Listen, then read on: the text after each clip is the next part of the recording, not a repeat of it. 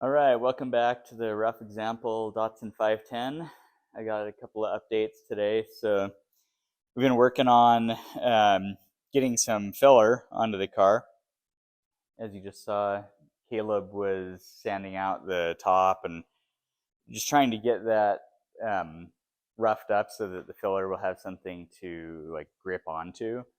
Um, so he's doing a skim coat on there, and then um, if you come down here, you can see he's been working this panel, getting it all straightened out. This greenish blue color is fiberglass that he laid on there earlier this week, um, and knocked that down with the sander, and then put another coat of the filler over the top of that. And he'll just do that a couple more times until this is totally straight. Um, we also worked on getting this fender down here. We had to put a patch in there. You can see on this other side it's just cut out, so we had to patch that up, and so we got a piece tacked in there, and we'll get that finished up here soon. And then if you come around to this side, I think I already showed you guys that I put in some patches here and here, but I've been working on the floorboard. Um, so I took a little different approach this time. On this side, I ended up welding the frame rail in first, whereas on the other side, I did the sheet metal first. And I think it was probably a little bit easier to do it this way.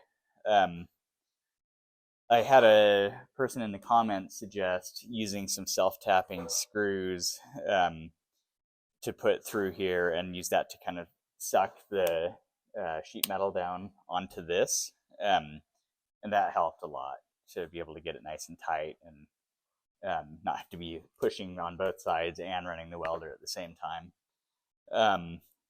So yeah, I was just like right in the middle of welding this in when the welder jammed up and broke. Something happened with the wire feed, and the wire broke off inside the torch cable. So I had to go buy a new part for that, and I just got that installed. So hopefully I can finish this out today. But I think that's about all the updates I have for today, aside from what Caleb is doing with the body work. This thing was pretty complex, trying to get to work around this part. I really didn't want to remove this because the transmission bolts onto there.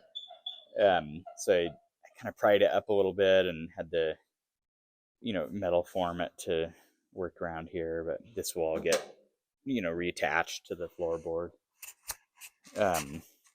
And so now I got to figure out how to work this corner, get this all kind of shaped, and then same with this corner here. I got to build a patch for that guy there. But overall, I'm making good progress on it.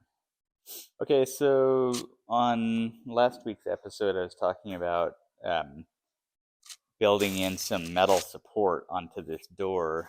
The door skin was just kind of flapping around when we were trying to bodywork it.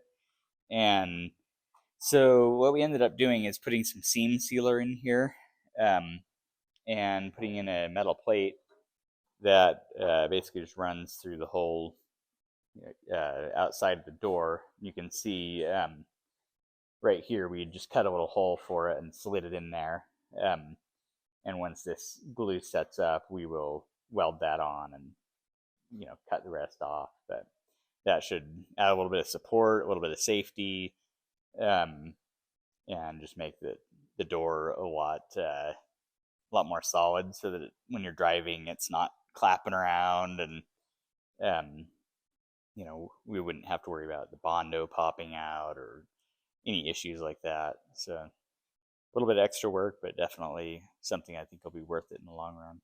So over this next coming week, I'm going to try and finish up that floorboard, and Caleb and I are really going to try and get this side of the car,